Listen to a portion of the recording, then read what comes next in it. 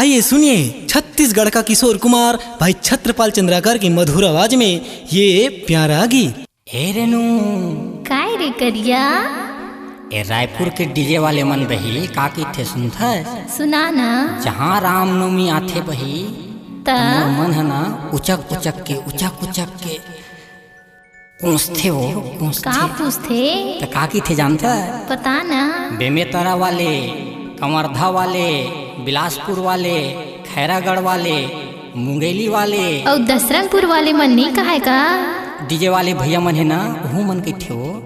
और दाढ़ी वाले मन का की थे जानता बता ना। ए छत्रपाल सुन न रे, यहाँ के जिन हवे ना जिन डीजे वाले वो का की थे का कही थे छत्रपाल।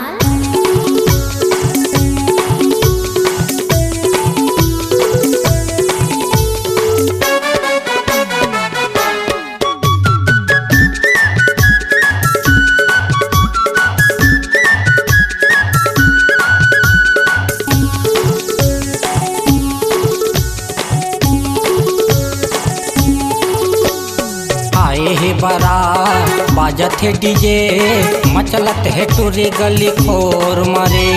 आए है बारात बाजत है डीजे मचलत है टूरी गली खोर मरे।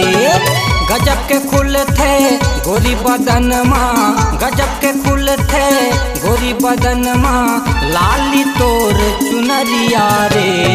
आए है बारात बाजत है डीजे छत्रपाल मोरे घर मारे। आए है बारात बाजत है डीजे छत्रपाल मोरे घर मारे।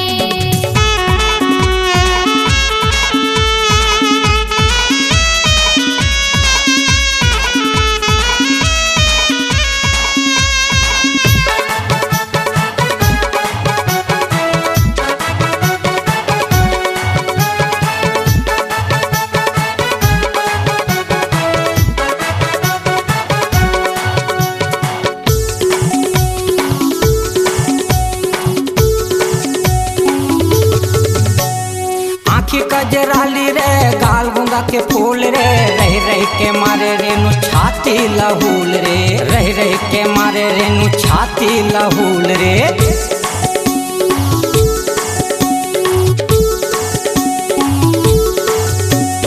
भरे है जवानी तोर बिगड़े है चाल रे, रह के आँखी मारे झिथरी है बाल रे, रह के आँखी मारे झिथरी है बाल रे। घूमत है गली गली रूप के रानी रे, घूमत है गली गली रूप के रानी रे, बाजत है डीजे संग संग मारे। आए है बारात बाजत है डीजे छत्रपाल मोरे घर मारे। आए है बारात बाजत है डीजे छत्रपाल मोरे घर मारे।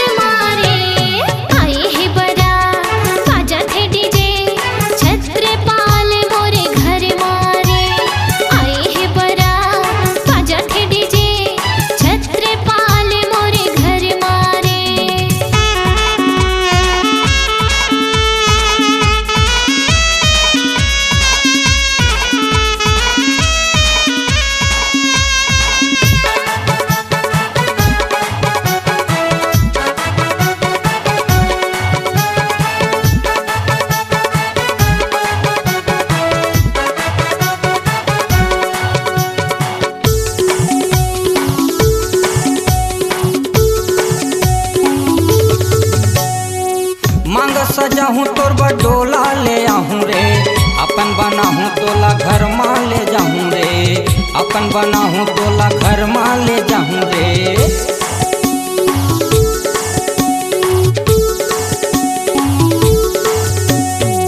मांग सजाहूँ तोर बडोला ले आहूँ रे, अपन बनाहूँ तोला घर माँ ले जाहूँ रे, अपन बनाहूँ तोला घर माँ ले जाहूँ रे।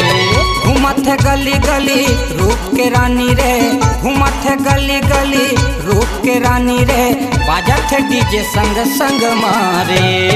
आए हे बारात बाजत है डीजे, छत्रपाल मोरे घर मारे। आए हे बारात बाजत है डीजे, छत्रपाल मोरे घर मारे।